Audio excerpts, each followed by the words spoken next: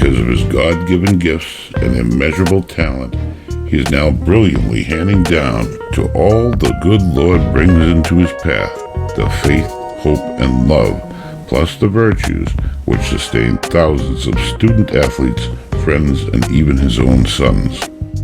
While his skills of coaching cannot be overstated, he is also a remarkable human being who shows tremendous compassion for others. This passion would lead Garry to become the founder of a national award of prominence. Wanting the very best citizens and athletes who exemplify the highest moral character to be honored by their accomplishments outside the rink, Garry would become the founder of an organization that would make hockey look at the human element of the player as well as the humanitarian efforts they espouse to the world around them. He would call this award the Hockey Humanitarian Award. Garry was really close with our father. Garry and my dad founded the Hockey Humanitarian Award together, I believe in 1995. And the first humanitarian award winner was J.P. McCursey, and he was a goalie for the BU Terriers that, despite being badly injured in a car accident, I believe, he was out working with the kids shortly thereafter, the BU Terriers team that my brother was on, coincidentally with NHL star, future NHL star at that point, Brian Boyle.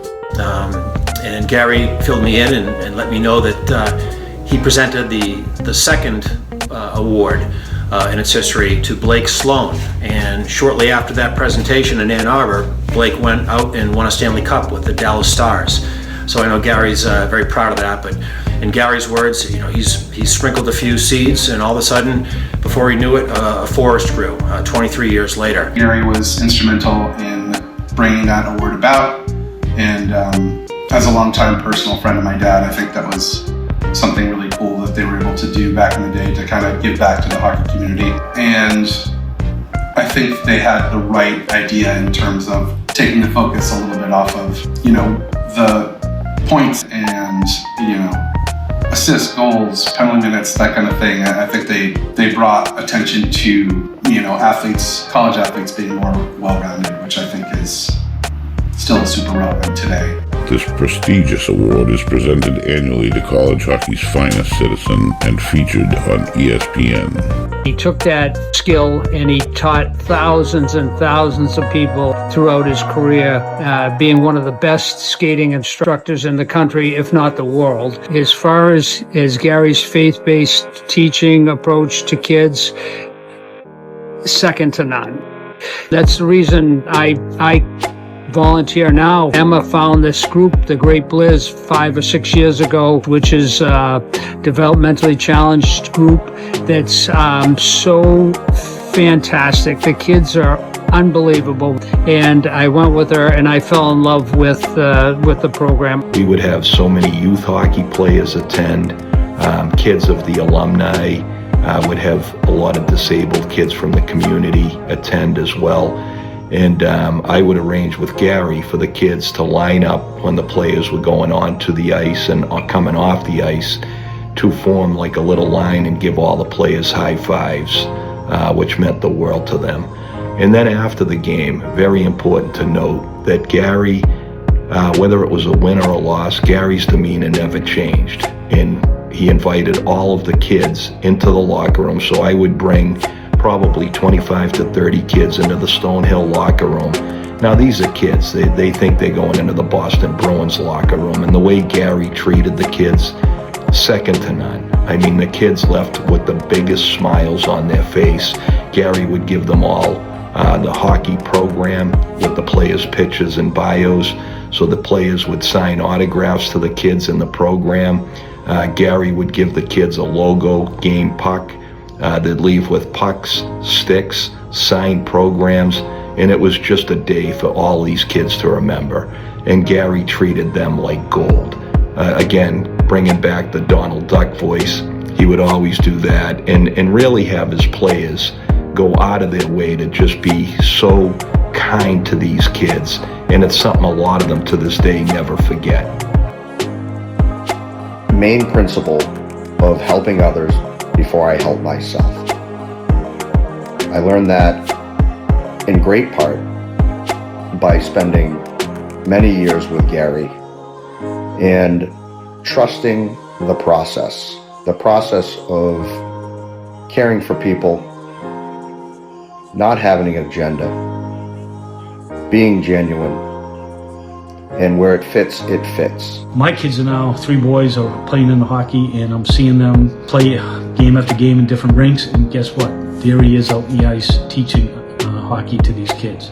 Can't believe it's him. We hear his name, we're sitting there watching, bring our kids over like our parents did, and they're just astonished how it is.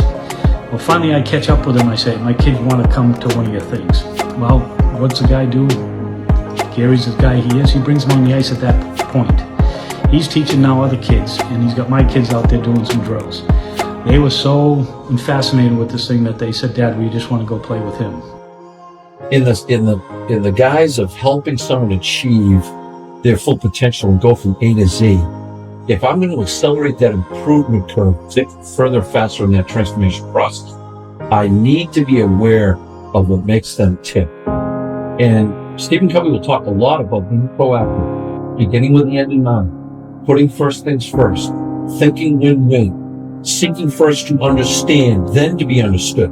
That's an opposite thing. That's an upside down world, right? Valuing work ethic and attitude, valuing how to integrate the disintegrated pieces. And so when I go on the ice throughout all these years, I've seen and heard it all. Like, there's some kids come out you'd never known in a million years. The harm, the abuse, the woundedness that is going on at home. One outright just said he was one of the most charismatic, most talented players I ever had. And he said, Coach Hebert, do you have a second? I said, yeah, what's the matter? I won't say his name. He said, I think I'm going to kill myself today.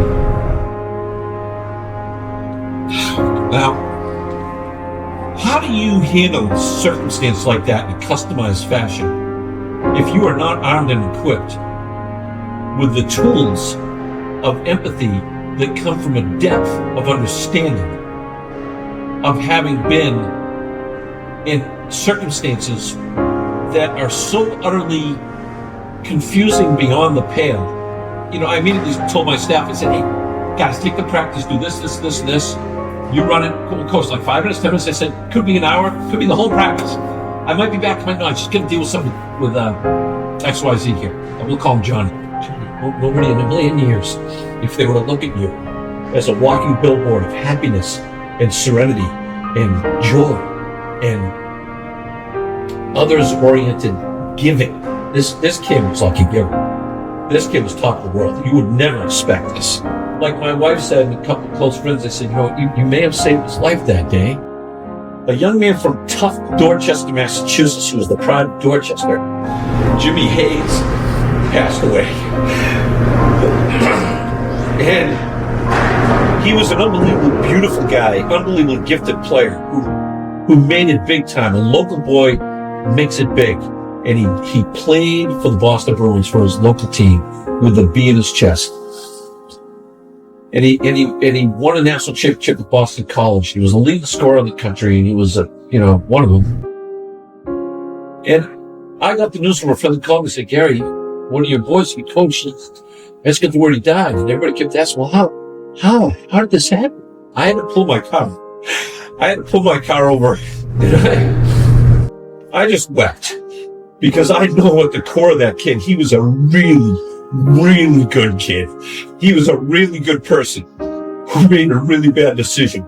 And that decision was not the result of addiction out of the mother's womb. And on the way to that game where her husband was going to be honored for the great person that he was, she gets the autopsy report, finding out what the truth behind his death was. And she was numb with shock. And I'll tell you right now, hats off to a family that decided not to cover that up and have a hospital wing put in their honor and glaze it over and put a good face on something that was a tragedy. Hats off for them to say, you know what, no. Everyone knows he was a great person. Everybody knows how great a person and player and gifted, supremely gifted athlete Jimmy Hayes was. Everybody knows that. But everyone also needs to know that really great people can make a really dangerous decision when they are really in a vulnerable state to kill pain, to escape from. How about the people that are in emotional pain? And the one thing about him too is in a crisis, most people will like run away or panic or whatever. Like he's almost like made for a crisis. Like he's really good about thinking about everything that needs to be done. And he's a very good leader. And even could be, I think, he really could have been in the military because he would have been able to lead a group of men and he would have had their backs and he would have been able to communicate to them, you know, what it means to fight and be a team. He is a world-class skating coach, and I've been very, very fortunate to have been able to skate with skating coaches all over the world and hockey coaches all over the world at the highest levels. And he truly is world-class. But as a human, I don't even know what the other category is. What's the category above world-class? Because that's where he's at as a human, as a man that truly cares about the individual in front of him and wants what's best for him, and just has this contagious energy and hope and optimism, and it's contagious to whoever he's with. And so that's how I would describe Garry. And it makes more sense now. It makes sense, the effort that he puts into it, and whether he's speaking in front of a team or hosting a practice or on the phone with you, catching up. He's just super intentional, super passionate, full of joy. I can remember some of the crazy drills we used to do when we kid. And if you ever watch Garry run through a power skating instructor, he looks like the kind of Wile E. Coyote. He is so fast, his hands are moving at a mile a minute. And it's funny as a kid when you're learning and growing, just being able to emulate somebody like that and watch what he's doing. And then all of a sudden you realize you can do it too. When you're young, and you're kind of getting molded by all these different, you know, whether it be hockey teachers or coaches that have just come, you know, will come in and out of your life. They're not always the most positive guys, and especially when I grew up, you run into some folks that weren't positive, and hockey was a very old school approach where a lot of yelling, berating might be a tough word, but hockey coaches are tough, and it's a tough sport. It's a tough mentality. You have to be very mentally tough. But it's also a sport that for you to have a passion about, you got to enjoy it. And I always gravitated more to coaches that kind of were very good at lifting you up, and Garry was the absolute best at that. Like I said, I don't think I ever stepped on the ice with him and didn't have a good time. Something that my dad loved to do, and he spent a lot of time and effort to get right and to make sure that it made an impression on his players, is the year-end awards, the year-end banquets. He would make sure that every player felt recognized. And I think that's a big way in which Garry was a blessing to others. He really embodied that, and he really made every kid feel special, and he meant it. He didn't just instill that on them, he instilled that on everybody he taught, everybody he interacted with. He taught that to me. You know, I have full-blown autism. And it's not the first time that Garry, you know, helped somebody who has autism and, you know, sponsored them and tried to coach them at life. You look at, you know, Ned Davenport just as an example. What's really important is that you have a sponsor who is strong in the faith and will really encourage Ned as well in the faith. Our joyful son Ned has Down syndrome and autism, and we thought, wow, what if Garry could be his sponsor? That would be incredible. So we asked Michele, and sure enough, Garry stepped up to the plate. He was available, and he was very supportive. The whole confirmation and the dinner afterwards was a special occasion for our family. Hey Garry, you're the best! When Garry was coaching Stonehill, I did a lot of volunteer work. Garry was so appreciative of everyone involved in the program. I never expected this, but every single year, Garry would present such a nice gift to me and thank me for my efforts. He would give me, whether it be a nice, beautiful plaque. One year it was a beautiful cherry wood clock, which I still have on my desk to this very day. And he would always inscribe a message. We are grateful beyond words for being such a meaningful part of our team's success. And it just goes to show you what type of person he is. He remembers everyone, and it's not just about his assistant coaches and the players, it's about everyone that's involved in the program. Again, I can't say enough about how caring, how genuine, and how loving a person Garry is. We've become close friends over the years, and one of the things he always says to me, whether it's in person, whether it's over the phone, it's always, God bless, I love you, man. And he means it, and he means it sincerely. Nothing phony about that person whatsoever. What you see is what you get. He is second to none, and I'll always respect him and love him for that. It is precisely this example of overcoming obstacles that is seen as the best motivator to his players, who readily absorbed his message that anything is possible. They relished the moment. They rejoiced with you because they know all that you went through. So this physical pain, I have 2 screws in each knee, 2 screws in each shoulder. I was knocked into a coma, should have died, came back. I should have died 3 times as a kid, fell from 20 feet right on my head, my neck. Hand went through a glass window one time. I still have 2 scars. The doctor said it was within a millimeter of, it's right here. It's within a millimeter of my vein, my main artery. And so another time, split my head wide open. There weren't enough diapers. My brother was young, and the blood was going right through the diapers. So, and then as an adult, 3 more times near-death things. We know he's blown on his shoulder, he's blown his knee, he has multiple concussions, and they're asking me, he's got to have open heart surgery, or he's got to have heart surgery. Is this it? Is he done? And I keep looking at him saying, I don't know how you can say he's done, because each time we've said he's done after an injury, he's gone back on the ice and proved us wrong.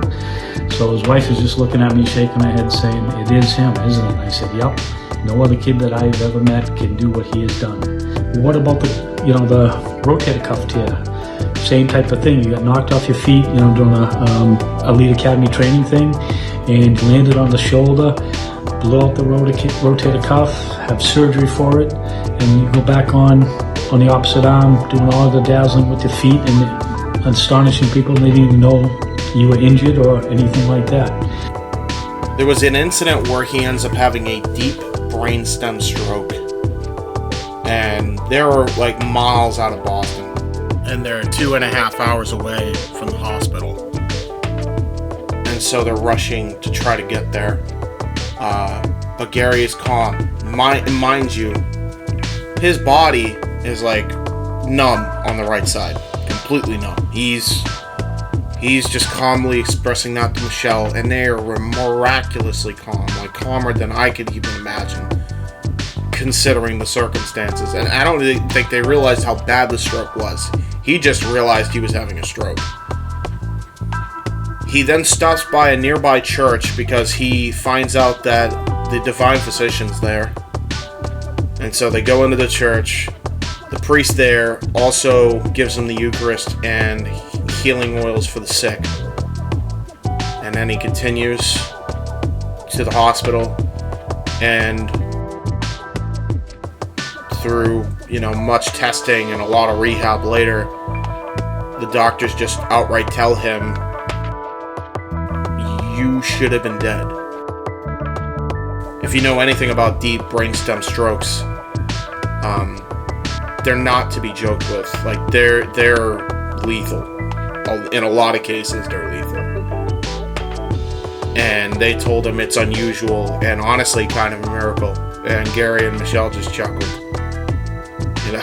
Like the amount of times, if they had a nickel for every time they were told that, I said, I hear this story that at one practice, you were knocked from behind, knocked over, landed on your ribs type of thing, lungs, you couldn't breathe, you were in intense pain type of thing. You go home that night, Your wife wants you to go see the doctor, and you kind of slough it off. The next day you go, and the doctor does an x-ray, and he says, no, everything's good. And then you continue your elite academy, okay? Out in the ice doing everything you've done before. No one knows you're hurt. No one knows what happened. You're just flying up and down the ice like you typically do. Then he gets a call back the next day, realizing the doctor actually made a terrible mistake. The doctor did. And it turns out he ended up having 5 broken ribs. Not 1, not 2, not 3, 5 of those things. Broken in his sternum. And a partially collapsed lung. Is that true? And he starts nodding his head, yup, and Michelle's nodding his head at me too.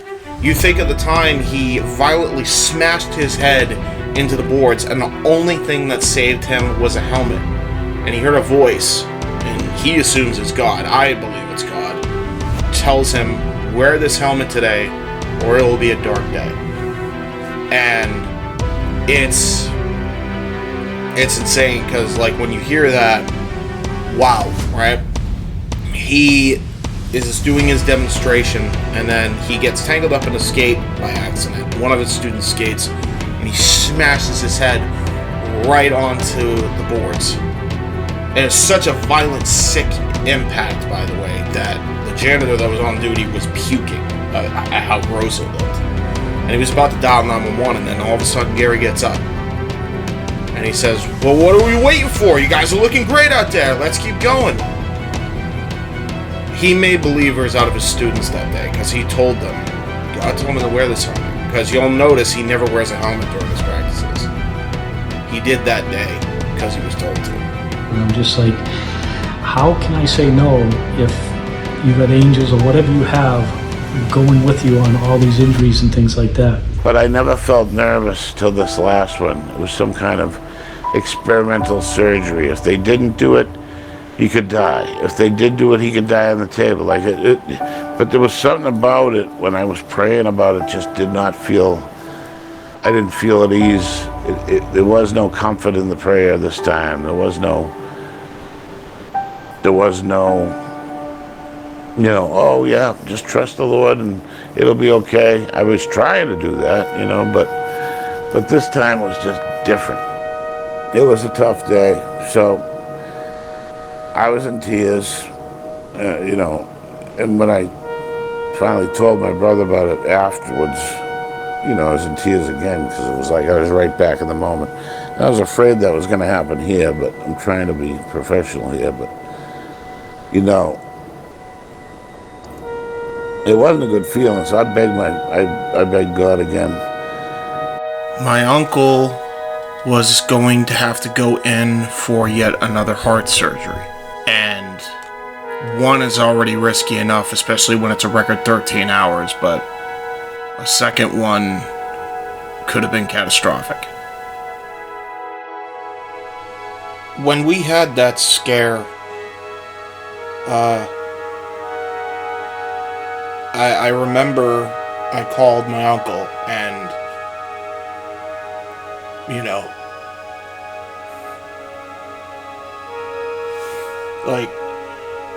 I just told him, we've made so much progress, and, you're probably going to get a real thing here. Probably not something an editor would typically do, because I had debated on how I was going to do this, if I was just going to put myself at the end, and I realized I couldn't. I had called Gare that day, and I had told him, I don't want you to go. He's always been my biggest cheerleader, and there was so much I feel he deserved and earned. That second heart issue, that was the most worrying thing, because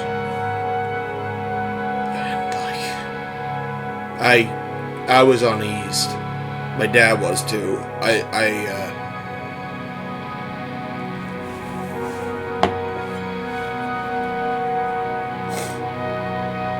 I thought I was losing my uncle. And I didn't want to. I thought he still had so much to do, and Jack Cashman said he deserves to go into the Hall of Fame someday, and so does that jacket, the World Academy of Hockey jacket, and I'm right there with them. And I wanted him to live to see that, and to Garry, it's never been about that. It's always been about being a blessing to others. He'll be like that until his last breath. He's the most selfless person I know. And I think I get a lot of that from him. And my dad gets a lot of that from him. And he really is the bastion of hope, the bastion of light, not only for our family, but to so many families all over the globe. And when putting everything together, and you're seeing it in live Technicolor, I would have never imagined how many people he had touched with that same feeling.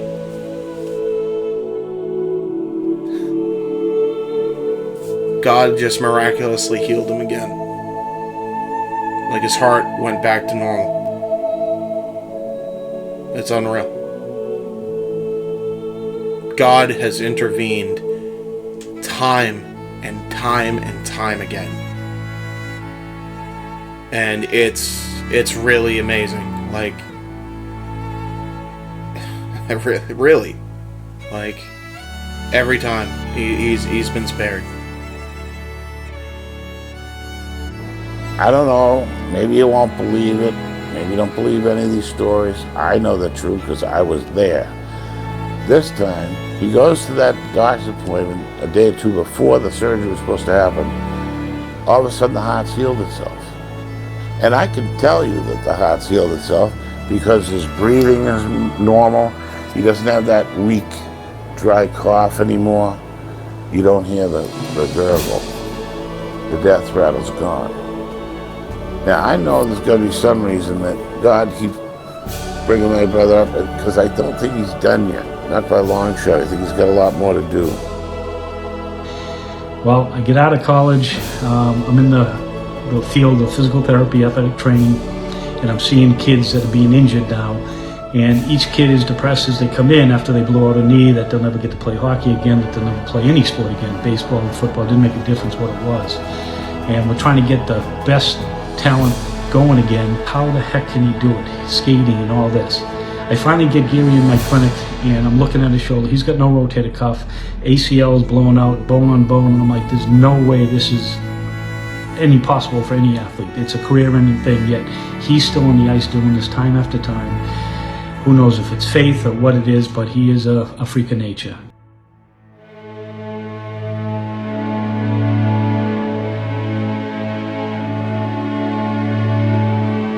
You're instructing these guys, and hockey's their world, all right? That's their identity. Do they sense that your Catholic faith is infused into your instruction? Do they resist it? Do they say, look, I don't want no God talk, I just want to be a better skater? What do you do with all that? Great question. So I think in the end, they know my story, and they respect it. One day we're getting changed in the dressing room, they said, look at all the scars in this guy's body. It was a bunch of NHL guys, and one veteran said, look at that guy. He's paid the cost. That guy understands what sacrifice is. Garry often quotes the Bible verse from Philippians that says, quote, I can do all things through Christ who strengthens me, unquote. His timely, tailored, encouraging words dynamically express sentiments which always point heavenward in pursuit of a fuller life which sees things not of this world, but points also to the North Stars of purpose and faith that infuse life with meaning and passion. Garry gives all the credit to his faith for continuing to be the awe-inspiring coach that he is today, but also to keep being the man he is today, the father he is today, the husband he is today, the son he is today, the human being he is today. Because I had been through so much before my time with the Bruins on the ice, I was brave and courageous by God's grace, and I told the guys before I began, I said, hey guys, hope you don't mind, I don't mean to offend you by this, but I should have lost my life like 3 times over. So I promised God that I was going to get down on one knee and say a prayer before we began. Would you guys mind? Before they had a chance to answer it, I get down on one knee. So like warriors, we all had our sticks in our hands and we get down on one knee. They're like, okay, sure, what the heck? By the time I was done with that prayer, I looked up. 3 of those guys had tears in the eyes going like this because one of them had a mother that was dying, one of them, right? Some point in life, you're going to start taking serious things seriously. There's nothing more important to Garry than his faith. He has incredible faith in God. He has gone through many challenges over his life, but he's an energy giver. I've never heard him complain. And so Gary's main message, I think, when he's on the ice with kids is not unlike what the message of our award is, and it's hockey with heart. Passionate players and compassionate teammates. And when you see Garry on the ice with the kids, I'm not sure I've seen any coach with more enthusiasm, and the reaction that the kids have is absolutely contagious. It's really fun to watch. And it's more than just stick handling, doing 360s in midair, and stick handling in a phone booth. Like Garry can do all those things like no other. But when he gets the kids and he gives them the message of hockey and the message about people and being good people and character, and I think it really resonates with the kids. Garry never got on or off the ice without giving glory to God. As soon as we get on the ice, we'd circle up, take a knee, and pray. Before we got off the ice, do the same thing. I thought that was really special, as I was his assistant coach for 4 years at Stonehill College. There's no better way to start or end a practice praying to God for safety and for Thanksgiving, for being able to play the sport that we all love. Garry's relationship with God is much deeper than just praying before and after an ice time. Garry's been going to church every day since as long as I've known him. He truly has a relationship with God.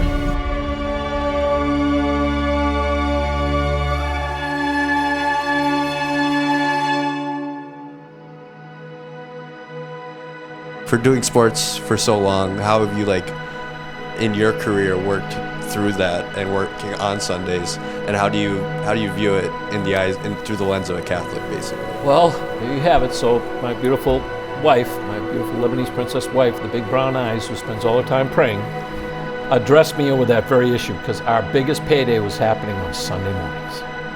This is going back about 20 years ago. In my case, my call, and it was difficult, there was a sacrifice involved, was to switch my ice time with high-ranking blue-chip prospects who were paying dearly for supposedly world-class instruction to get them from point A to point B in their life. And it was really hard, and I begged God. I said, God, please, but nonetheless, not my will, but thine be done. And I thought this was going to implode like a building from within. And our business doubled. We switched it to Saturdays. God blessed the decision. To say that Garry has a magnetic personality is an understatement. On the surface, he's dynamic and entertaining, but that's surface stuff. There's a depth in Garry that's rare. We all come from God, and I believe we all have special qualities within us. But Garry's found a way to tap into that uniqueness that is him. And more importantly, he shares it with others. To be clear, I think that this sharing is a part of who he is. To Garry, just living is not enough.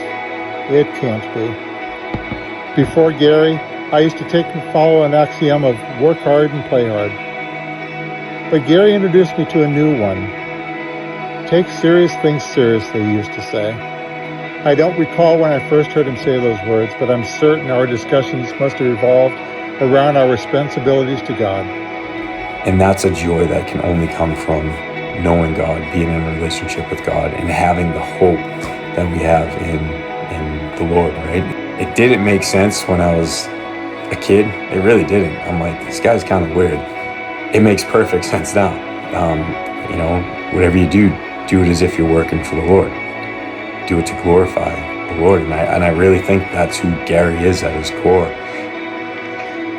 We all know about Garry's influence and impact on people through his skating and hockey, and that's been incredible to say the least, but I want to just talk for a minute about Garry and the spiritual side of him, which is even probably more impactful. I had the pleasure of attending a spiritual retreat of sorts with Garry and 6 other men back in 2002 by going on a pilgrimage to a small village in Bosnia-Herzegovina, the old Yugoslavia, called Medjugorje, where the Blessed Virgin Mary has been appearing to 6 visionaries for over 40 years. I was given a vision of the Blessed Mother. It was confirmed by the visionaries. I actually saw the Blessed Mother, the purest, whitest, otherworldly, holiest, heavenly light I have ever seen. And she was in this position, which is Our Lady of Grace. And the lines were coming down from her fingertips. You know the one I'm talking about, Our Lady of Grace. There's one finger where there's no line coming out, no ray of grace coming out. And the visionaries asked her, Blessed Mother, why is that? She said, well, that's for the people who don't ask for graces. It is important to note that Garry knew absolutely nothing about any of the history of this holy place he was being invited to. He only knew that his dear friend Artie Boyle had been healed of cancer when he went there less than a year earlier. Artie's story is told in a book entitled 6 Months to Live. The fact is that Artie was given only a brief time to live after an extremely grave prognosis. Garry had coached many of Artie's children on the ice. One of them, Brian, went on to superstardom in the NHL, having gone to 3 Stanley Cup Finals. He also won a big ESPN award as Comeback Player of the Year. He received this award because he had prayerfully battled his way back from cancer, just like his dad. Well, it didn't take Garry long to figure out what was going on in Medjugorje. Second day, we were climbing Mount Križevec, which is the biggest mountain in Medjugorje, and we were doing so at 5 in the morning. Garry was up at 4:30, dressed and ready to go. Within a couple days, you would have thought Garry was the mayor of Medjugorje. Every time you walked by a little cafe, there was Garry sitting, talking and evangelizing with a whole group of people around him. The Bible talks about miracles and signs and wonders, and in particular, speaking in tongues. A total of 8 of us from Boston actually witnessed this in a very profound way. One night we went to outdoor adoration of the Blessed Sacrament, which is attended by thousands of people. It's typically attended by a priest giving meditations and a small ensemble singing the meditations to the crowd. It's usually sung in 6 or 7 different languages. We were sitting there with a filmmaker called Sean Bloomfield, who happened to have his camera with him. And as we were looking up on the altar from several feet away, we thought we saw Garry.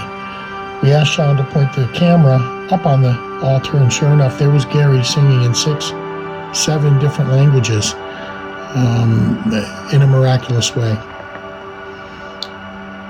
Quite simple. Garry also experienced singing with the voice of an angel on a mountaintop as a special guest in the church, which is the St. Patrick's Cathedral of the area, and even sang at a holy castle where a dove was seen flying down and then going back up in the sky. I think the most profound experience I had with Garry was a miracle that we both experienced. As we were together praying, a gold scarf fell from the sky, which contained the imprint of a woman's kiss. It landed on Garry, and we interpreted this simply as a sign of God's love for Garry and that of our Blessed Mother. That week was also special in several respects because Garry was seen by everybody, everywhere, almost at the same time. In fact, the little joke we had among us was it was like a Where's Waldo book, where Garry was appearing, but at the same time evangelizing and spreading the word of God and the love of God to all those around him. Since returning to Boston, Garry has continued to evangelize the word of God in a very special and profound way, and also to show the love of God and of Our Lady, our Blessed Virgin Mary, as she accompanies us in our road to salvation.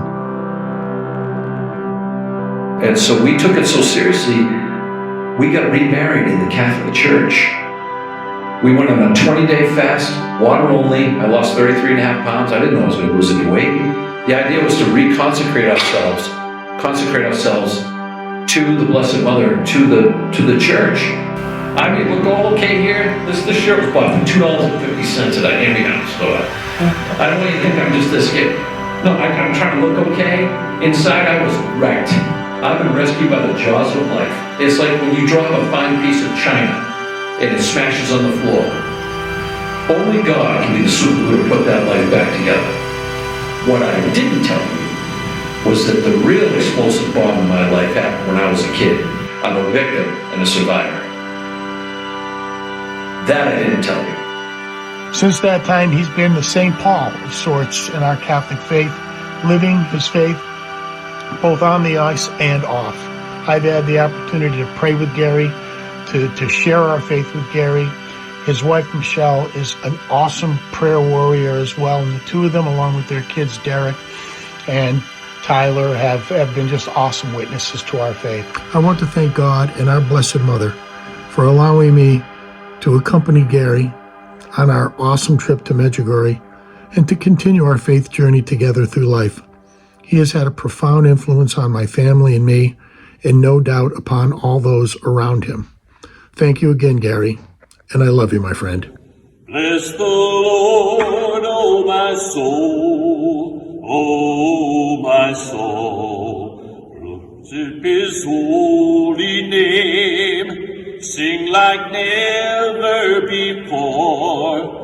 Oh my soul, I worship your holy name. I worship your holy name. Bless the Lord, oh my soul, oh my soul. Worship his holy name, sing like never before. Oh my soul, I worship his holy name. I'll worship his holy name. Everyone who witnessed these events has said that the breathtaking way God visited Garry and touched his life resembles that of one of the chapters from Scripture in the book of Acts in the Bible, where supernatural signs and wonders just continue to manifest themselves for the greater good of the conversion of needy souls. Only God could have known that although Garry looked like such a happy man on the outside, when he went on his trip he was extremely stormy and broken on the inside. Garry knew that Artie had x-rays that revealed cancer years earlier, and that he had been healed. But Garry also knew that if anyone were to have an x-ray of his soul, it would reveal a badly broken and wounded heart for a lot of reasons.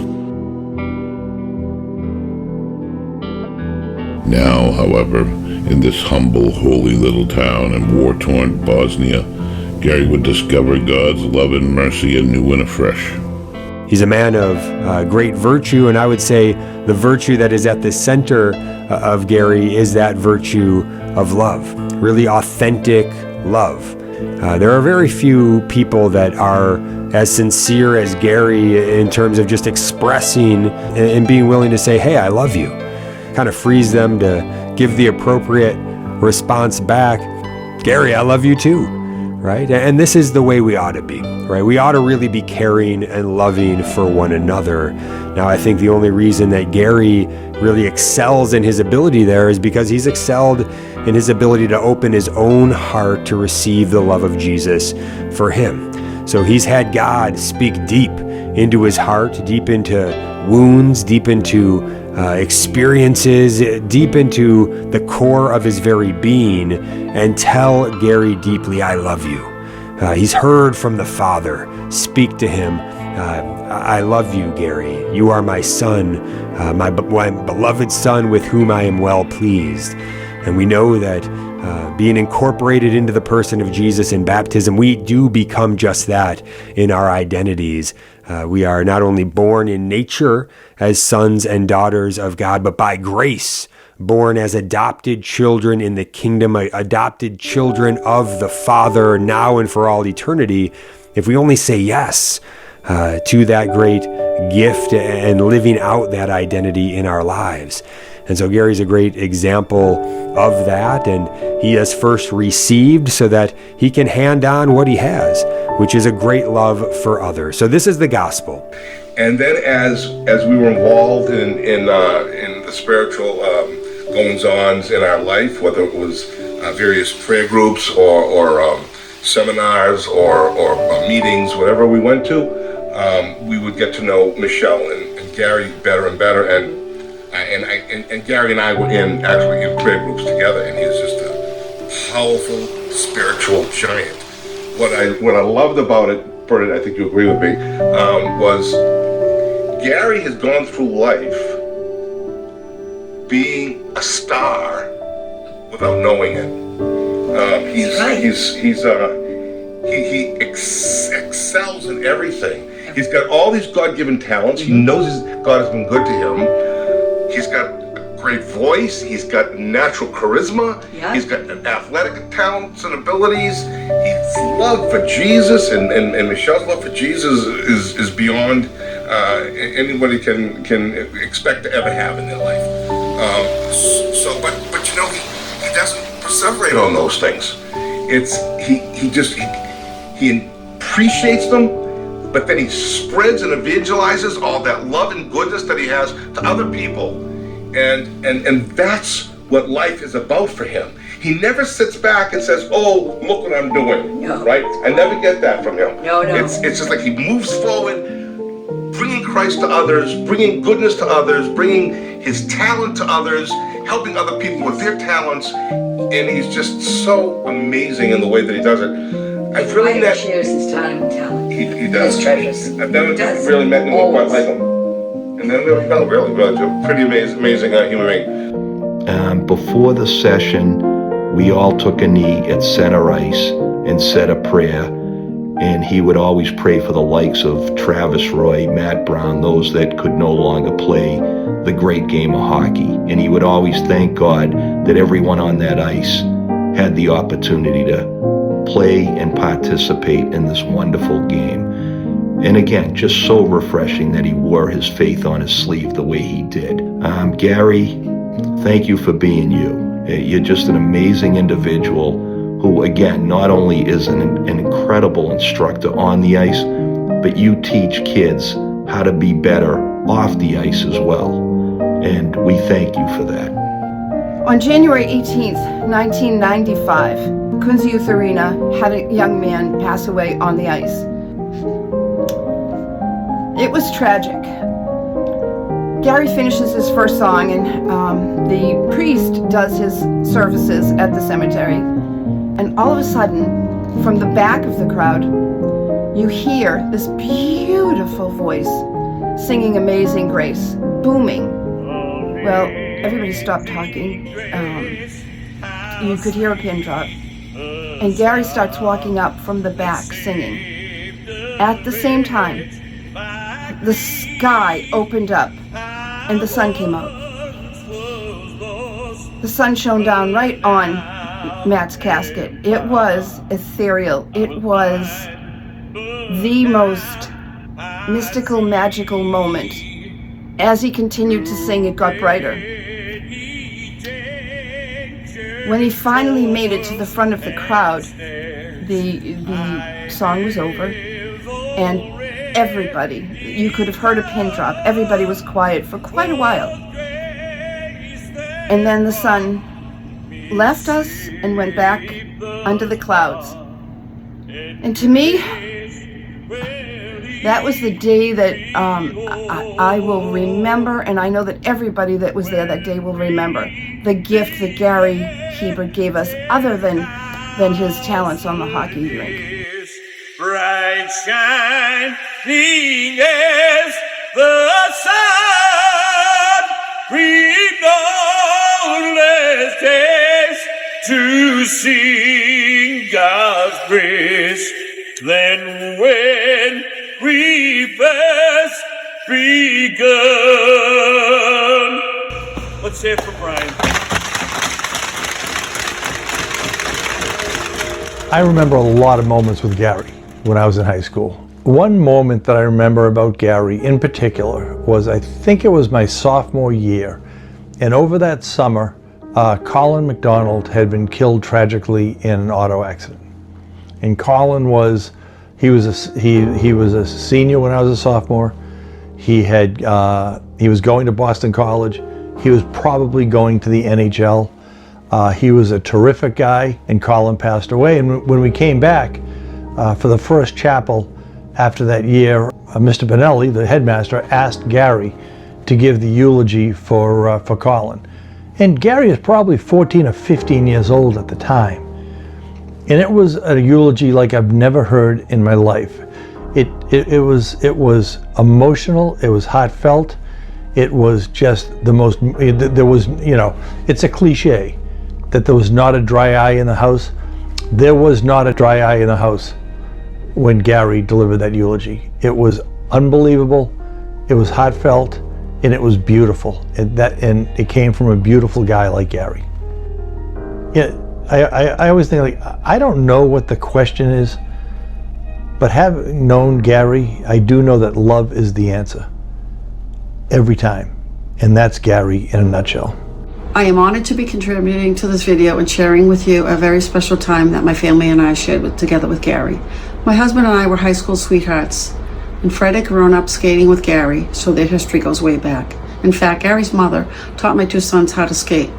Sadly, my husband passed away in 1993 of a heart attack at the Pilgrim skating rink. Fred was surrounded by his friends, doing something he truly loved, which was playing hockey. A few days later, Garry asked if he could come to my home and visit with me. He came to ask if he could sing at the funeral, and the answer was absolutely. Garry came to the church prepared with a huge boombox and began to sing the song, All Rise. It is impossible to describe the indescribable, but I will try. As Garry sang, the church went silent. No more crying, it stopped. I, along with so many of my friends and family, talked about what happened inside the church that day. Garry's voice and presence somehow lifted the dark clouds that had been lingering over all of us, and everyone in the church felt this special spiritual moment. It was peaceful, uplifting, and shared by all. And it was as if the church was filled with God and angels. And this was the exact moment I knew that Fred would be okay. This was before cell phones and videos, but somehow I wish it were videotaped to share with all of you. To have had Garry's love and support to be a part of this worst times of my family's life is a blessing for which I will be eternally grateful. Thank you again to a man who has shared his love for a fellow hockey brother. His love for Fred shone brightly at Fred's funeral, a testament to the sacred bonds that unite us. Garry's faith and love for everyone should be celebrated. Garry didn't just coach, he cared. He used to host gatherings at our house. We'd bring all the kids in, have cookouts, we'd bring them down to Cape. We had huge street hockey games with awards nights, and everyone got an award, and everyone was treated like they were meaningful. He was just so special. The kids just loved getting together with him. My kids enjoyed watching him eat. I never saw a guy use so much ketchup on a hamburger, and they still talk about it today. When we lost my son Timmy a few years ago in a dirt bike accident, Garry showed up in every way, big time. He prayed with us, he cried with us. He sang at Timmy's ceremony. He was just there, ups and downs, and always there. Still calls me today, calls me on his birthday, calls me often, thinking of the kid. He went to the Vatican and got holy water for my wife. He was really there. He lost one of his own sons too. They were very, very close.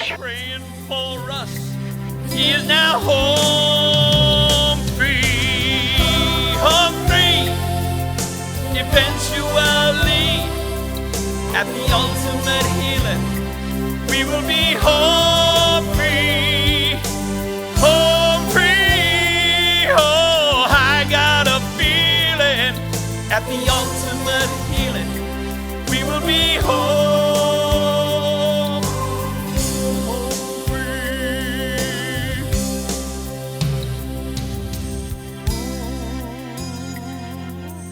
I'm grateful that my family and my sons, especially my son Timmy, were able to have Garry in his life, because he's been that much of a positive influence for all of us.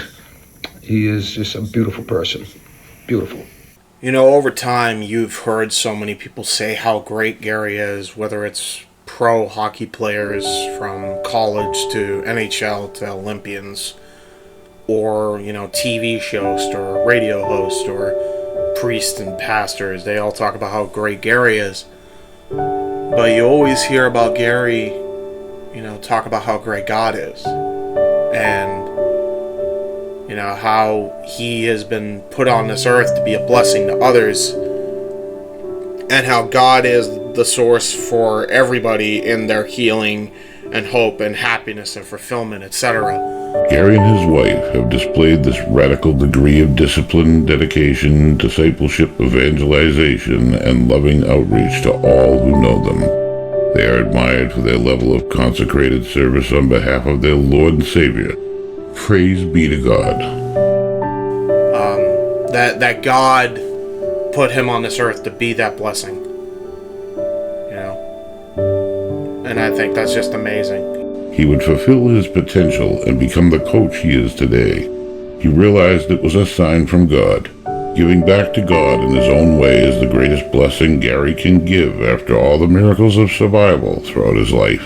And as always, his devotion to his faith is intimately tied with another blessing, his wife and his 2 children, who have each achieved the height of success and fulfillment while trying to serve the Lord with all their heart. And some of these guys, there was a couple people that said, the majority of the credit that I give goes, in my success as a hockey player, goes to my dad. And that was just incredible to hear. There's multiple people saying that they wouldn't have gotten to where they are in hockey or in life without my dad. And I can say that's the same thing for me as his son. He was there. He spent a lot of time coaching my teams and mentoring me, and he taught me a lot about mental toughness. How to overcome, how to rise up, how to rise to the occasion. We were able to accomplish a lot of great things on and off the field within academics and athletics. And my dad was definitely our biggest cheerleader. Even with all the stuff that he had going on in his own career, he built his own personal brand, players that he mentored, that he coached, but he definitely put God first. He put his family right up there, God, family, faith, all of that. That's who my dad is. As Father Patrick Payton said, who was a priest of the Holy Cross and is now up for canonization, the family that prays together stays together. Garry's sons continued the lineage of extraordinary athleticism, as his oldest son Derek was a 3-time All-American, twice in soccer and once in track, having set 10 school records in college, including an impressive 48.3-second 400-meter time, at a time of 1 minute and 53 seconds in the 800 meters. Both records were good for all conference honors. Derek also earned the honor of All-American as a collegiate track star, and he was named the New England 10 champion in the grueling 500-meter event. He was also captain of his NCAA college soccer team.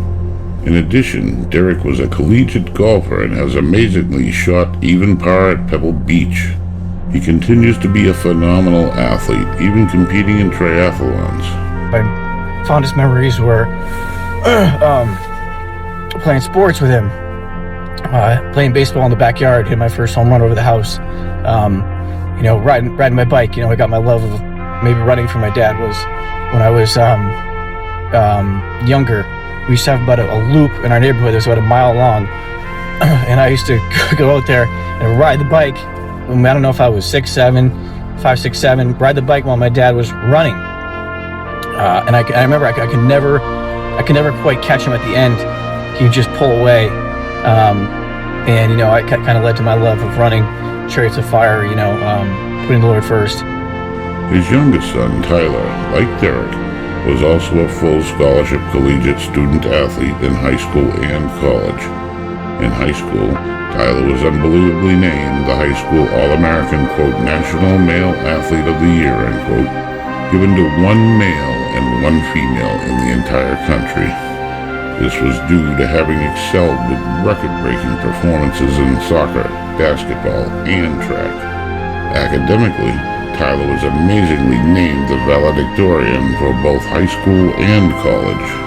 In that time, he received a prestigious ESPN award as well as being named the college's first Rhodes Scholar candidate. Both the boys continued to be highly decorated student athletes. Tyler continues to excel as one of the leading business executives in Silicon Valley. In addition, his artistic side continues to flourish as he writes lyrics, produces albums, and has even been featured as a rap artist in San Francisco. Without any doubt, Garry is most proud of his children for all that they've accomplished. They are the most wonderful pair of sons a father could ask for, and they are also proud of their father. Garry and Michele currently have 4 grandchildren and 2 awesome daughters-in-law, Anne-Marie and Renisa. Garry loved watching and enabling people to reach their full potential. A tagline that he often used is bringing out the best. And he really did that. And you could see that in my brother Derek and I's lives as well. We were able to accomplish a lot of great things on and off the field within academics and athletics. And my dad was definitely our biggest cheerleader. Even with all the stuff that he had going on in his own career, he built his own personal brand. In fact, probably was the greatest, influencer before influencers was a thing. It was no secret growing up that it was Garry's dream to one day have his name on the Stanley Cup. Another lofty goal was to make his way to the top 10 scorers list. However, one fascinating fact is that Garry actually had this dream placed right in front of his face on one fateful day. He was in the prime of his career as a power skating and skills coach. On 2 different occasions, Garry was approached by an NHL coach who offered him a coaching role on the team as a franchise's official power skating and skill development coach. Ironically, that team went on to win the Stanley Cup. So now, the coach who offered Garry the job often jokes with Garry when he sees him that he should have a ring on his hand had he made the decision to join the team in that particular capacity. The highly esteemed Stanley Cup coach still jokes that Garry was far and away his first choice, and that all others were the second choice, even though they may have gotten a ring by default. The 2-time Stanley Cup coach also admits he holds Garry in high esteem because of Garry's principled decision of wanting to spend more precious time at home in the formative years of his kids' lives. Garry felt that the young ages of the children and devotion to the time necessary for his family life and his wife would be put in too much jeopardy if he were to spend so much time on the road in the personal pursuit of a holy grail of the sport he loved. Something that evidenced my dad's ability to get people to just have a good time was he would volunteer to be a gym teacher at South Shore Christian Academy in Weymouth, Massachusetts. And let me tell you, these were some of the most rip-roaring, epic gym classes. We're talking spectacular games of 2-hand touch football. I would oftentimes play quarterback. We had Cam on the other side. We're good friends, Johnny, Chris, Andrew, Robbie, the names go on. We would just, and the girls were out there too. Sometimes they were on the sideline, sometimes they were playing. But he would just orchestrate these epic games, and they never ended. Okay, we would oftentimes, the bell would be ringing inside. We might have missed it, maybe we heard it, but we'd get to class 5, 10, 15 minutes late. I think eventually he probably had to stop being the gym teacher for that reason. But I think to this day, if you ask the students that got to experience a Garry Hebert gym class, they'll never forget it, okay? And he's just having a great time out there. And he's allowing these kids to have fun through sport. Part of my backdrop is the St. Benedict medal, or the Benedictine medal, which is, a medal to protect against evil. And, it's one of those things where he doesn't just pass on the faith. Him and Michele don't just pass on the faith towards just the students. He passed that on to his family. And this is just a really huge symbolism of that. And Garry always, investing in me and having faith in me, and Michele too, and they always prayed for me and my dad, and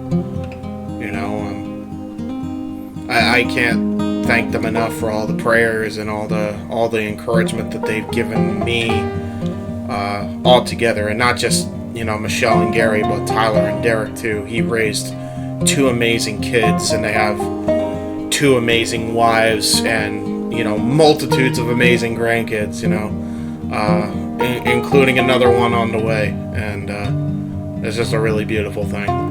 I mean, everybody knows Garry as a hockey player, skater, power skater, teacher, mentor, all those things, but I think sometimes what gets lost is his dedication as a father. I mean, Garry had potential to do pretty much anything he wanted. The NHL was in his potential. He could have been skating around with a Stanley Cup someday. I know that. But he made the choice, and I think the right choice, to focus on being a father and being a great father. And he ended up with 2 terrific sons who were really successful because of the guidance that he offered along the way. Very few people make that sacrifice. They think that their career or their job or their vocation is far more important than being a father. But to Garry, being a father was his vocation, and I will always admire him for how successful he was at that. They don't make him like that anymore. It's really, really encouraging to watch and to witness what he's done for his family. So we threw a party. There was an article in the Boston Globe about the party we threw. It was 80th birthday party. They called her Boston's Ice Queen. Celebrates, 80 years of just ice expertise. And so what started as a little party with people who just couldn't miss it, they didn't want to miss it, turned into like a wedding reception of 200 people. The food was amazing. The speeches by people were amazing. The music, the dancing, the fun. But what you got loud and clear from that whole time, Mom, was just how very loved you are. I still feel it. You know what? You do feel it, and I feel it. What I was going to say is, you can't give what you don't have. You can't give what you don't possess. And my mother just casts out so much love and belief in the person, the subject, the patient, the student athlete she's dealing with, that it's palpable. And when she gets a young man or a young woman who wants to master the discipline of figure skating, I've seen it all these years. It's a remarkable thing. I was raised at the feet of the master, and really such is the case with Mom. I mean, weddings and, well, God forbid, funerals, but special time celebrations, your students keep in contact with you, a lot like my players all through the years. They still keep in contact with me. That's probably the thing I pride myself on most, because then you've established that very meaningful connection, that bond that has gone the distance.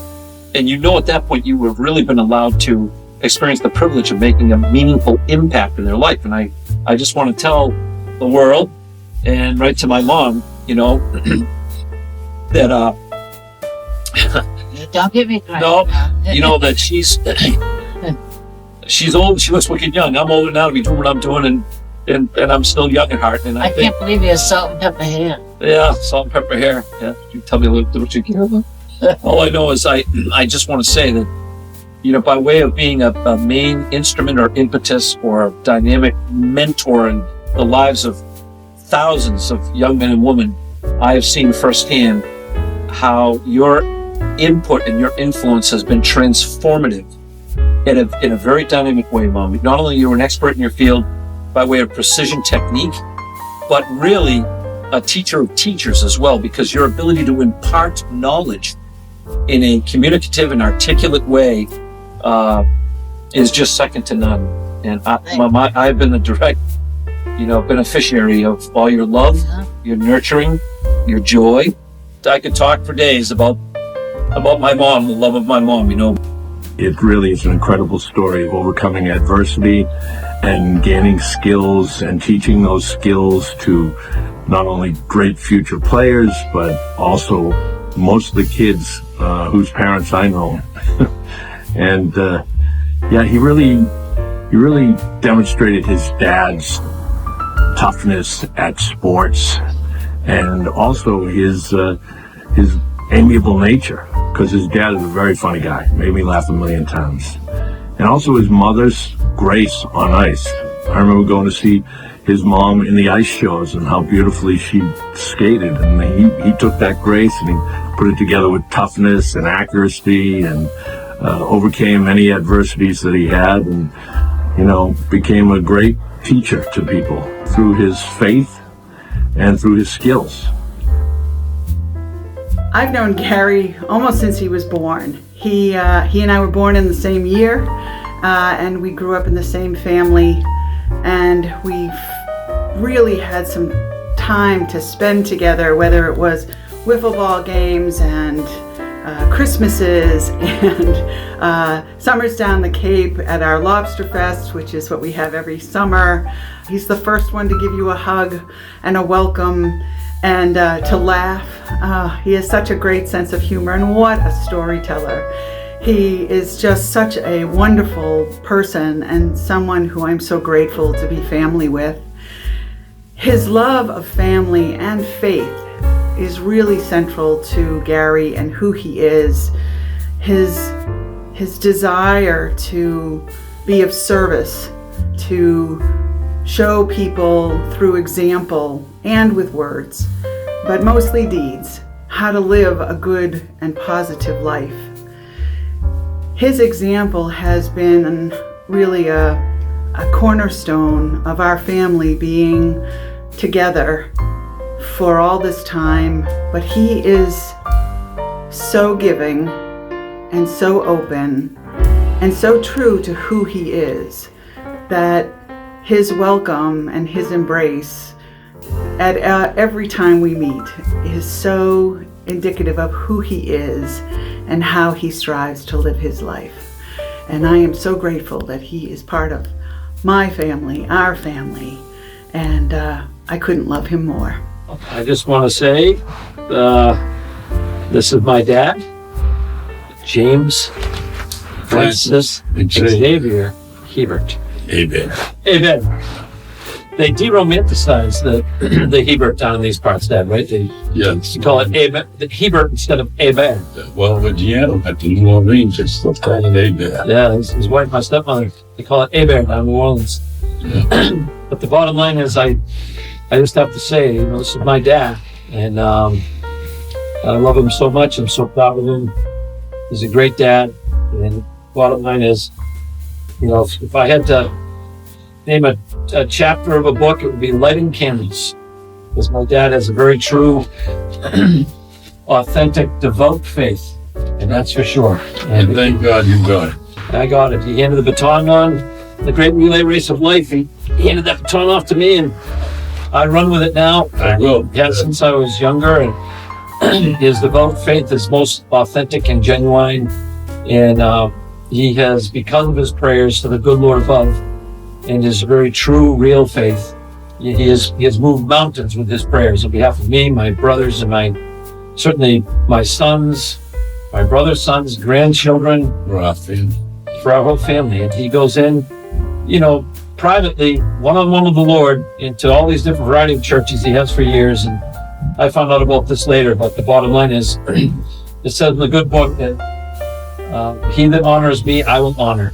And obviously there's a huge premium to be played, premium to be paid throughout Scripture regarding the theme of prayer, our need for prayer, genuine prayer, connectedness to God in the vertical. So.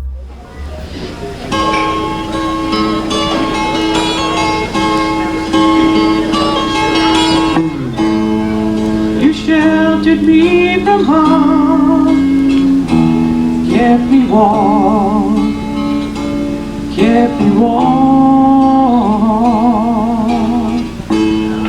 You gave my life to me, set me free.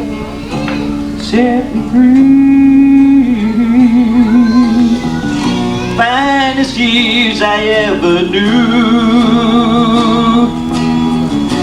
were all the years I had with you, and I would give anything I own. Give up my life, my heart, my home.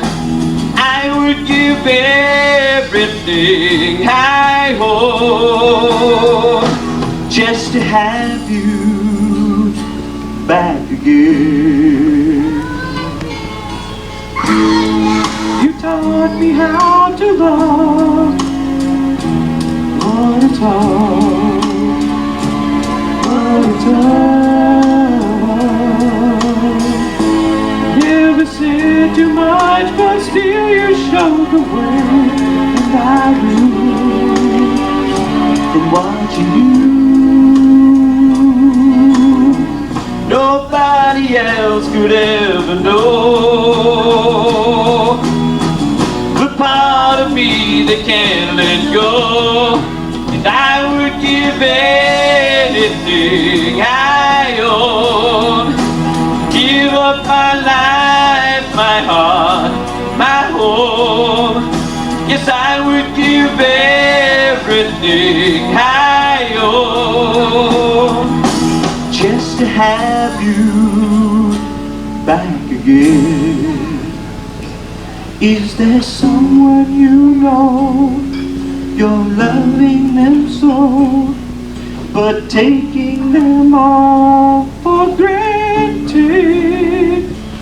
You may lose them one day, someone takes them away, and they don't hear the words you want to say.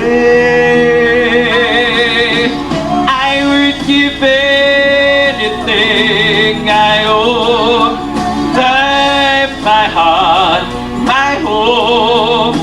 I would give everything I own just to have you back again, just to touch you once again for another 60 years. I love you.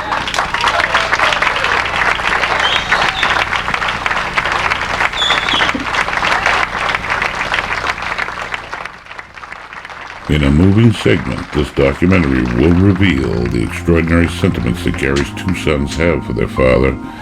Garry was so overwhelmed by his son's expression of love for him that he calls this achievement a pinnacle higher than that of winning the Stanley Cup. Just listen to the words expressed by his sons in their Father's Day cards. It's been a while, so yeah, I remember the impact that they had. I only read them maybe twice in my life, but they stand as my own personal Stanley Cup, as a signal grace from God above, as they say. A signal grace, a signal from God, a wink and a nod, that an attaboy, an affirmation, a confirmation, an admonition to keep trying to build other people up, keep trying to bring out the best in other people, and that you're on the right path, to keep straight, trying to do it the good Lord's way. And, but I'll go ahead and read. I'll start with this one, I guess.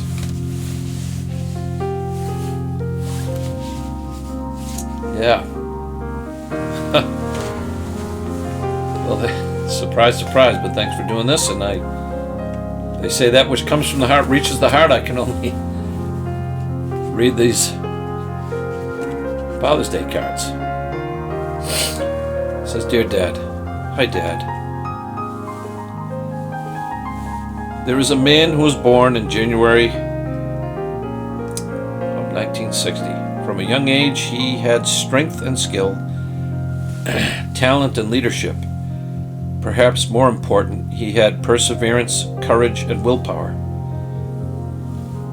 He is a son and brother who grew up faster than most and became like a father to his younger brothers. It's true. I love my brothers. He is caring and kind and used his gifts for the glory of God. He was a class president, an All-American, a leading goal scorer, and a 3-sport star. Yet he is someone who cares for the less fortunate and the brokenhearted. He puts the Lord first, even when it is not popular or convenient. He is a business owner, a professional, and one of the greatest skaters the world has ever seen. He is a husband and a mentor, a father and a friend. He is a wise and humble soul, one of the rarest men you will ever meet. He brightens the days and lives of so many people and helps put them on paths to success. His encouragement and spirit no one ever forgets. He is blessed, and he blesses others, and I am so fortunate to know him well. He is my hero. He is my dad, and I will love him always.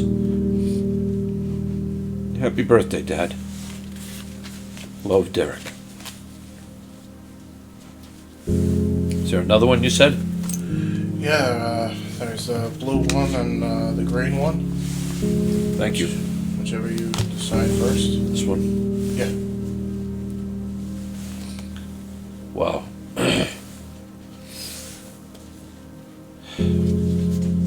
Incidentally, my son who read that is an unbelievable writer. His SAT score in writing was almost perfect. He was like 7-something. He was so expressive.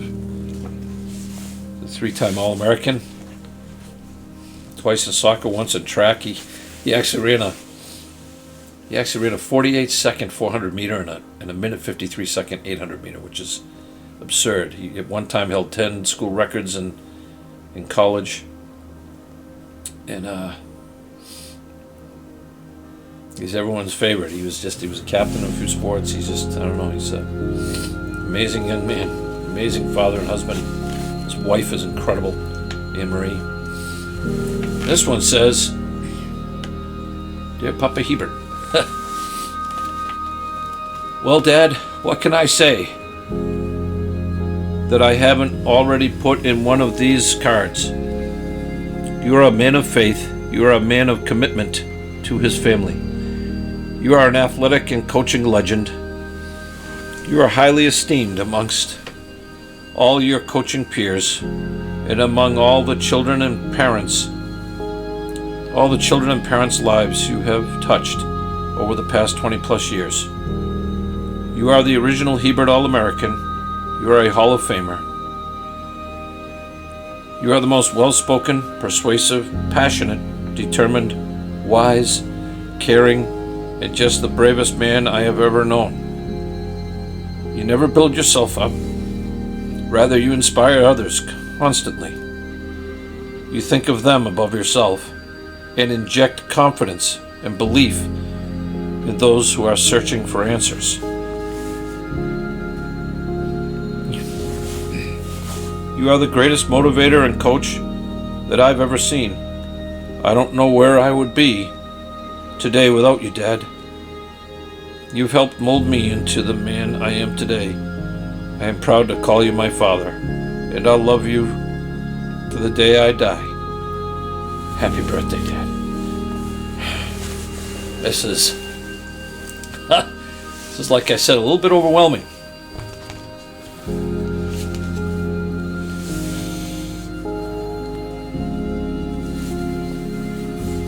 Another one you said? Yep, last one. Thank you.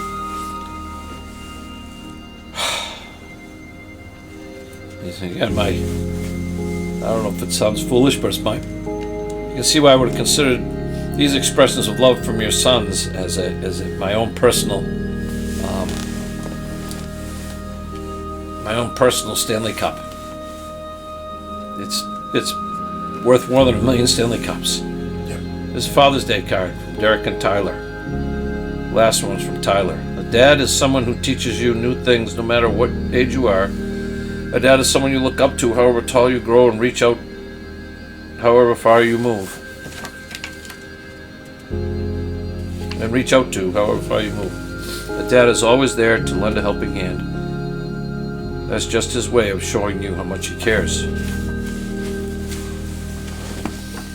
Happy Father's Day. Thank you, Dad, for being all the things that this card describes.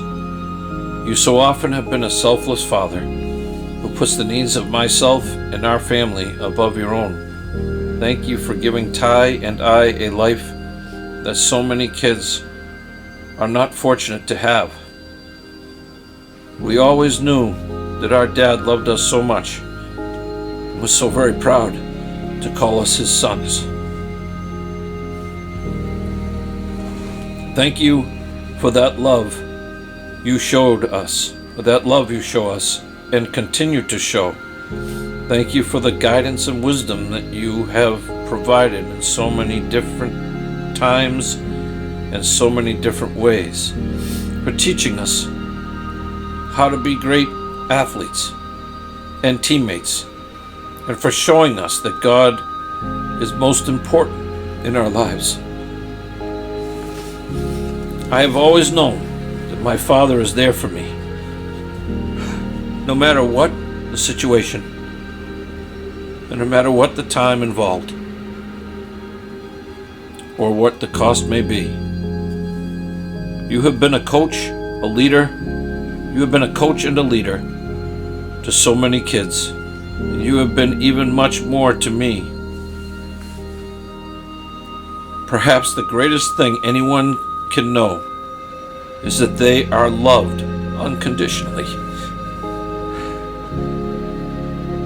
I know God loves us so, and I know you do as well. So thank you, Dad, for giving me that special gift of love, and know that I love you the same. Love you, Dad.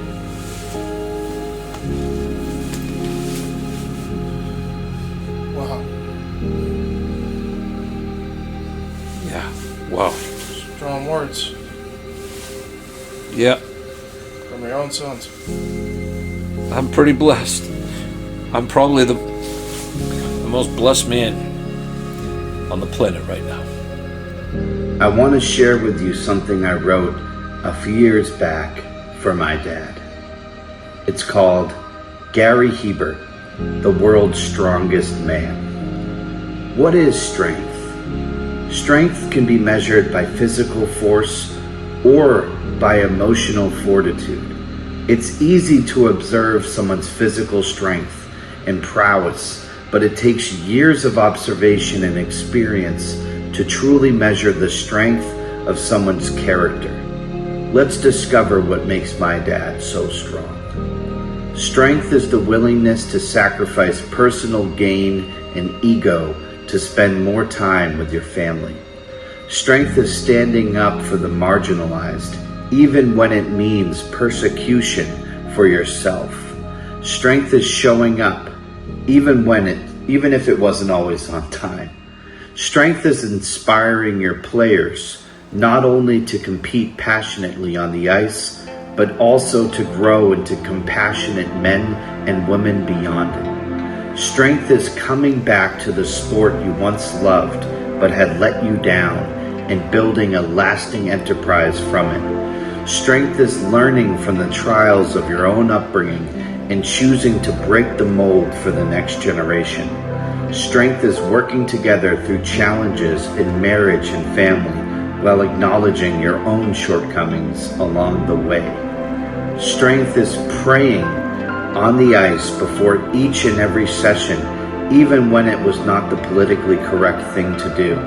Strength is putting a smile on at events, even when you're suffering through a pounding migraine headache. Strength is the most important thing you ever taught me without even mentioning it. I was watching, I was listening, and I was observing. If I am strong, it's because I learned what it meant to be strong from my dad. My dad is a man of strength, of courage, and of sisu. My dad is a warrior and one of my closest friends. My dad is a true strong man. I love you, Dad. This is from my oldest son, Derek. As I'm here with my younger brother. This brings back memories of us in our childhood and our dad. God bless his soul, who just passed away. There are times in life it's inescapable how you feel. My little son, hey Dad, just wanted to say thank you for being such an excellent father. I hope one day, when you look back at your life, you can remember me now, as I say just how much you mean to me. And knowing that probably is one of the most important things in life, being a good father. I hope that lifts your spirits even in tough or sad times. You taught me toughness and perseverance, exposed me to all sports, and movies like Chariots of Fire, and the quote, "He who honors me, I will honor."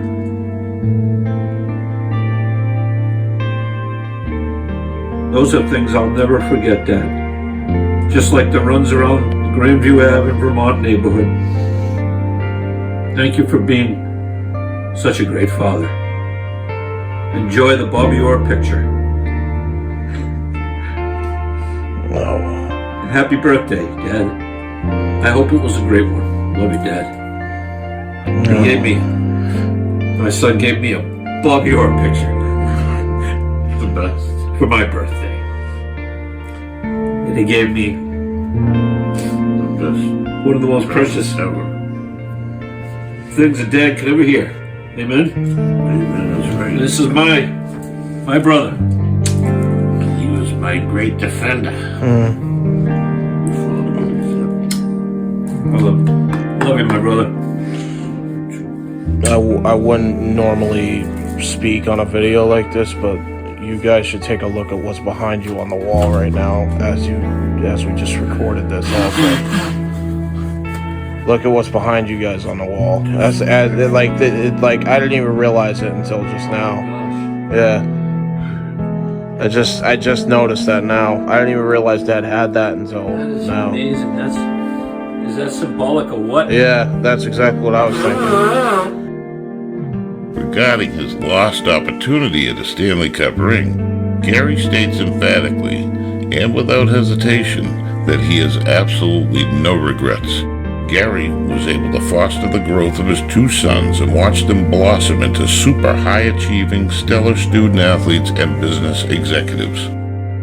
In this way, considering the results of his sons' accolades, Garry readily admits that there is no substitute for the irreplaceable nature of a dad who is fully present and all in. In fact, Garry often says the rewarding nature of precious time spent forming and shaping the lives of his sons as future leaders is incalculable and is worth 1 million Stanley Cups in the end. Garry has truly made the Hebert name a proud name. Go get him, Garry. What a ride it has been. What an inspirational journey. See Garry Hebert. He's the right call. Garry, to me personally, has been a mentor, a friend, and a father figure. And he is truly a special, special person. If I could be half the man my big brother was, I'd be quite happy. And I think anybody that could say they've done half of what my brother's done would also be quite happy. Garry is a world-class human being, world-class coach, mentor, skater, stick handler. And definitely excited that his story is being told. From the youngest novice to the highest ranking pro, Garry brings out the best in each player he touches. Thank you, Garry, for the priceless gift of your faith example and sharing it with so many other people as well, all for the greater glory of God. Thanks, Garry. God bless you. He is truly a special human being. I'm so thankful that I was able to be coached by him. He made hockey fun, and sometimes it's not always fun, and he made it fun, so. He wasn't able to skate anymore because of head injuries, and he gave back to kids, and I am one of those kids. So thank you, Dad. I love you. Yet for all the accolades and notoriety, Garry remains super humble and super grateful. A loving coach whose first concern is for the welfare of others. Such a blessing he is. But then again, he would not want it any other way. Garry Hebert is someone who's taken adversity, turned it into opportunity, and continued to thrive and to give back. And just an amazing human being, an amazing hockey player. Garry's entire hockey story is an inspiration for me. From overcoming all of his injuries, his 2 shoulder injuries, his 2 knee injuries, many head injuries, to becoming the passionate teacher, coach that he is today. Not many people could have done something like that. Nobody cares how much you know till they know how much you care. And he does care. And that's what sinks those deep roots into the relationships he has. What an incredible man Garry is. And I'm really, I'm thrilled to know him, thrilled to be his friend, and I learned a lot. You will love this. If it doesn't bring a tear to your eyes, something wrong with you. He's been a great provider for our family, like an awesome provider, and he's been a good example, I believe, to our sons. It really is only natural that he earned the title Mr. Fire on Ice. There's nobody like him, and I don't know if there will be for a very long time. You can't catch that guy. His speed, his power, acceleration, deceptiveness, just an amazing person. He's an amazing player. He's a great friend of mine for 40 years, greatest line mate. Love you, Garry. If somebody could skate like Garry, stick handle like Garry, speak like Garry, articulate like Garry, motivate like Garry, that would be the day if Garry Hebert would have competition. The man is known as the Iron Horse. Iron Horse. Iron Horse. Iron Horse. Iron Horse. The Iron Horse. Iron Horse. Iron Horse, baby. Iron Horse! Iron Horse! Iron Horse! Iron Horse! Iron Horse! Iron Horse! Iron Horse! The man, the myth, the legend lives on. Garry, Michele, thank you so much. If there is anybody that deserves something like this, it's you. It really is.